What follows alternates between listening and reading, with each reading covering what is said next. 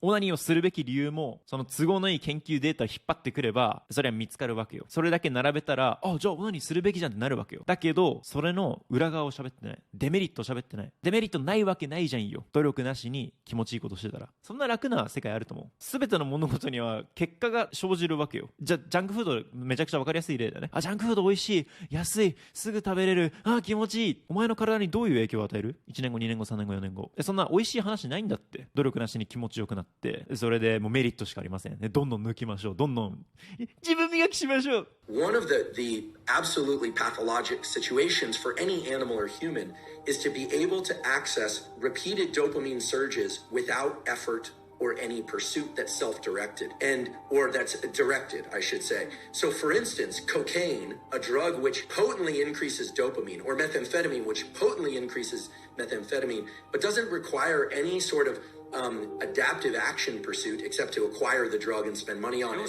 You'll sacrifice. Essentially, what ends up happening is the circuit that gets rewarded is only the drug-seeking behavior, and no other behavior will give the kind of potent dopamine release that cocaine or methamphetamine will, which is why they are so pernicious. Now, likewise, right. I'm not... Well, plus they have that powerful reinforcing effect, right? So not only do you get that kick, but what's reinforced by the dopamine release is the behaviors that were right prior, particularly right prior to the ingestion. And if all that is the drug-taking behavior, that's all that develops. That's right. You build that monster inside your head. That's right. So I can see where you're going on the pornography thing. Right. So I was starting to get a lot of questions. I was kind of surprised. I thought, well, I'm male and, maybe that's why they feel comfortable asking. But people were saying that we're asking about pornography, and they were asking, I realized we want to, I'll just be direct about it. They were asking whether or not masturbation was bad. They were asking whether or not masturbation with ejaculation was particularly bad. And here's my stance on this. I'm a biologist and a neuroscientist, not a psychologist. But what we know for sure is that if an individual repeatedly engages in this circuitry,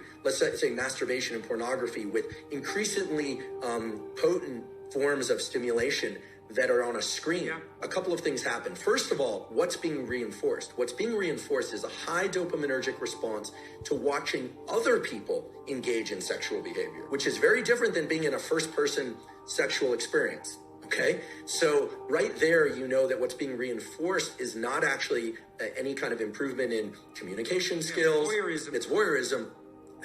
And as these questions started to come in more and more, I started to realize there was a lot of kind of undertones of people talking about fear of or experience with sexual dysfunction that clearly pornography can lead to. So, and then you start to think about, okay, what happens in the cascade or the arc of sexual arousal and orgasm? What happens is that initially there's it's parasympathetically dominant, meaning if somebody is too stressed, they actually can't engage in sexual behavior. The arousal response doesn't occur. Erection is blunted, but the actual orgasm response and ejaculation is strongly associated with the so-called sympathetic nervous system, which has nothing to do with sympathy. It has everything to do with, it's a kind of a stress response. And then it reverses to a parasympathetic response. And a hormone called prolactin increases dramatically after ejaculation in males. What does that do? That blunts dopamine release and testosterone for a very long period of time. Masturbation and pornography are potently tapping into the dopamine system and can undermine the very processes of what I consider healthy processes of finding a mate, dating, communication, eventually, if it's appropriate, sexual interaction, etc. Like it's undermining pair bonding. And pair bonding. So here's the question. If you're seeking sexual release through pornography and you go through the whole cycle and you get a prolactin release, do you bond with yourself? So this is very interesting. The biology explains it as what's left there is a kind of an open loop, a kind of an emptiness, right? Because bonding with the self is a complicated notion. I mean, there's a healthy version of that, of course, loving oneself and self-reference. But in the absence of a real partner there, of an absence of real sexual partner, there's an open loop of neurochemicals, including oxytocin and prolactin. The dopamine, remember, dopamine goes up during pursuit, anticipation, then peaks and then crashes below baseline after orgasm and ejaculation. So it depletes the dopamine system. And it's likewise in drugs of abuse and addiction, it eventually depletes the dopamine system. Initially, there's a huge dopamine surge with drugs of abuse like methamphetamine and cocaine. But over time, people are using more and more to achieve what is not such a great high. kind of consumption of energy drinks. Like people are taking more and more chemicals within their energy drinks, and they're thinking about loud, fast music, energy drinks, this kind of stacking of dopaminergic tools. Now that's not as pathologic. In fact, there are some energy drinks I'll occasionally drink and I enjoy them. I don't think we need to be entirely afraid of pursuing or engaging in things that release dopamine. Obviously, healthy sexual behavior, food that we love, social engagement, all of these things can be dopaminergic. It's the big peaks in dopamine that are not associated with any prior effort or organization of self that are particularly dangerous for the human being. Yeah, well, you could see that's a cardinal danger of affluence. Then that's right. This is why the children of you know that's right. You cannot get rats addicted to cocaine if they live in their natural environments. Is that right? You can only get rats addicted to cocaine if they're isolated rats in a cage. Yeah, they won't bar press for cocaine in a natural environment, and it's because they have alternative sources of dopaminergic gratification. There's an additional issue with pornography, which is not often discussed, which is that, remember, guys in particular, the brain is a learning prediction machine. And I'm not trying to say that all pornography is bad, but there are good data to support the idea that if your brain learns to be aroused by watching other people have sex, it is not necessarily going to carry over to the ability to get aroused when you're one-on-one with somebody else, right? Especially young kids who are consuming a lot of pornography, the brain is learning sexual arousal to other people having sex. So you're going to program yourself into being a voyeur, or just create challenges in sexual interactions with a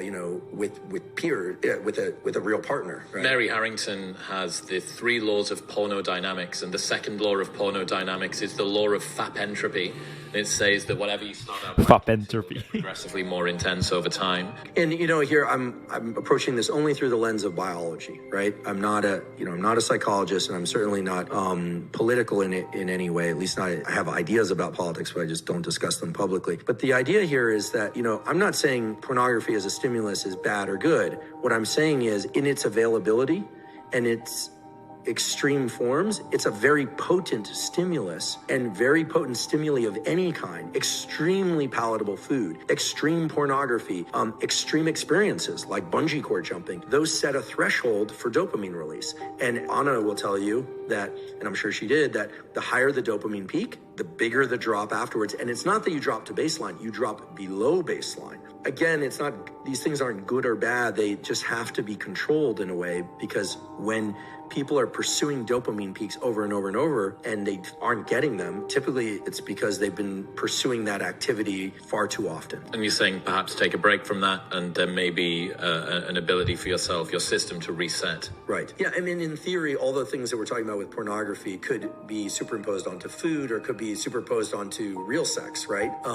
That one also has to be cautious there, right? But the cycling back and forth between dopamine and low dopamine states, dopamine fasting as it were, but maybe just low dopamine states, these are natural rhythms that exist in the nervous system. We have to remember what the dopaminergic system is there for. I'll say it again, I wasn't consulted at the design phase, but we know as a generic form of motivation and pursuit. You can imagine the human or the animal that's hungry or thirsty. It needs energy to go pursue the thing. So the idea that you have to eat in order to get energy, that's true, but you need energy in order to get the thing to eat. So our nervous system has energy also. That's dopamine and epinephrine. Yes, we use glucose and glycogen, etc., when we're pursuing things, but the idea here is you're pursuing something, and then either by smell or by sight, you think you're on the right track. So you go down that track, and then, there it is. You get some berries, or you get, let's get prehistoric about this, or you get to kill the prey and eat it. And then it gives you energy to continue this pursuit or to reproduce. I mean, there's a reason why humans and other animals seek out reproduction, is that every species, but